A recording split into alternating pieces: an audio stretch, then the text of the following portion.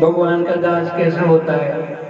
एक बार श्री वृंदावन के अंदर में एक संत महात्मा आ रहे थे। दूसरा आदमी दौड़ करके गया, जज साहब नमस्कार। अब उसने देखा है महात्मा और ये बोलते हैं संत, जज बोलते हैं। तो उन्होंने पूछा, भाई आपने इनको जज कैसे बताया?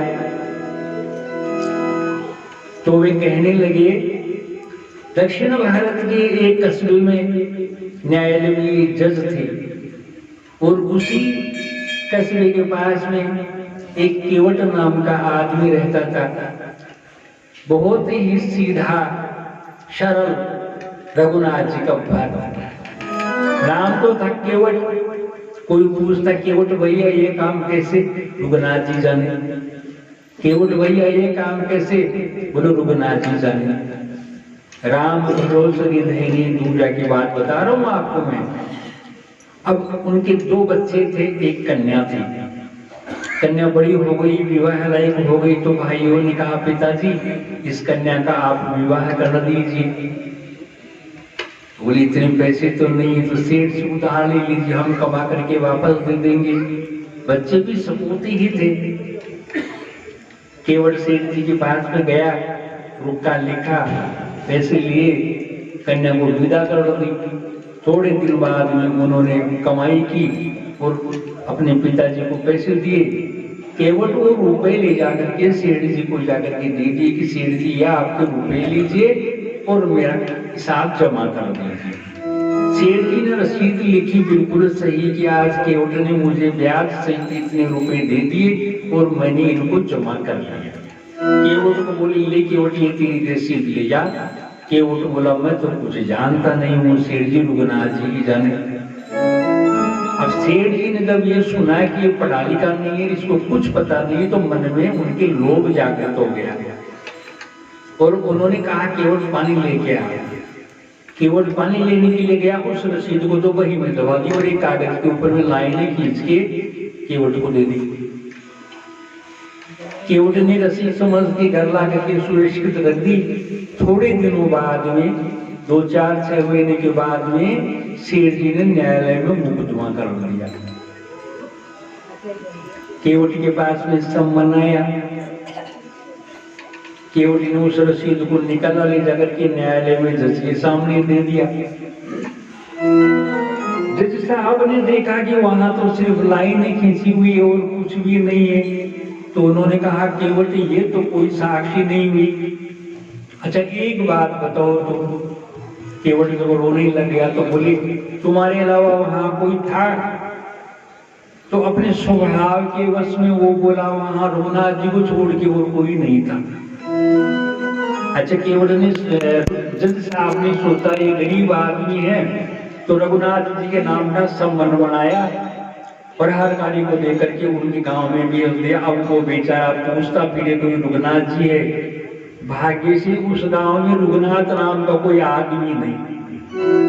अब वो फिरते फिरते किसी से पूछा भाई ये रघुनाथ जी का कोई नाम है यहाँ? हाजी मनुष्य तो नहीं लेकिन एक रघुनाथ जी का मंदिर जरूर है। अब उसको बेचारा परेशान हो गया था, देखा सामने पुजारी बैठा है, ले आकर के वो सम्मान दे दिया।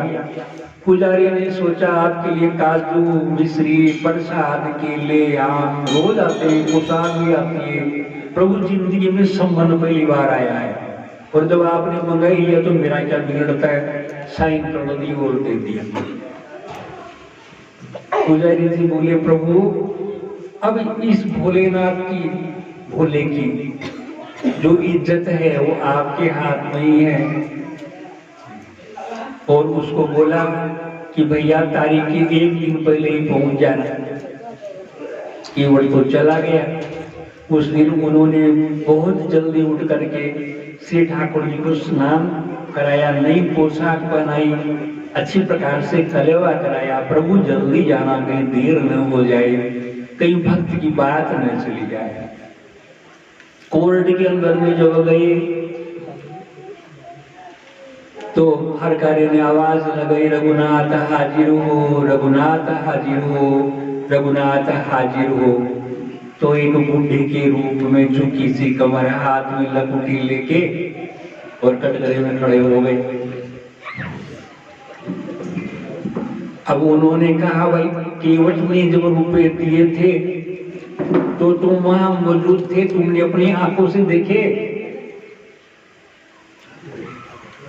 तो वे बोले,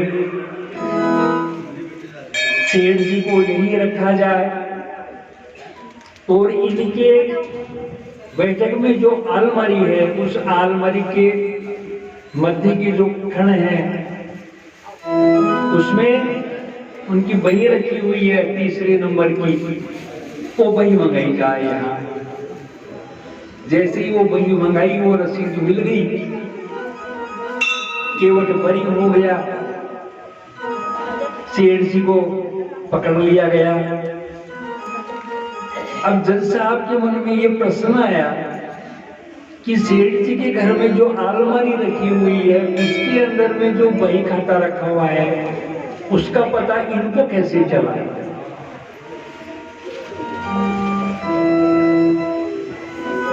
उन्होंने केवट को बुलाया अपने केबिन में और पूछा, केवट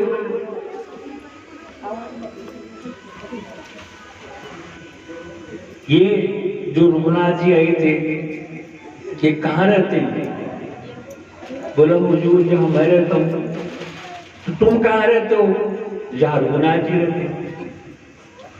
अरे वो तो ठीक है, लेकिन इनकी वेशभूषा से ऐसा नहीं लगा कि ये तुमको रख ले, तो पैसे वाले तो नहीं लगते।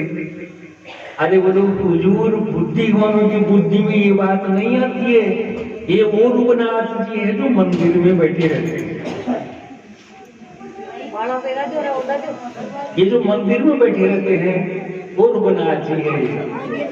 अब जज साहब को जब पता चला, घर गए और रोने लगे। किसी ने पूछा, जज साहब रोते क्यों हो?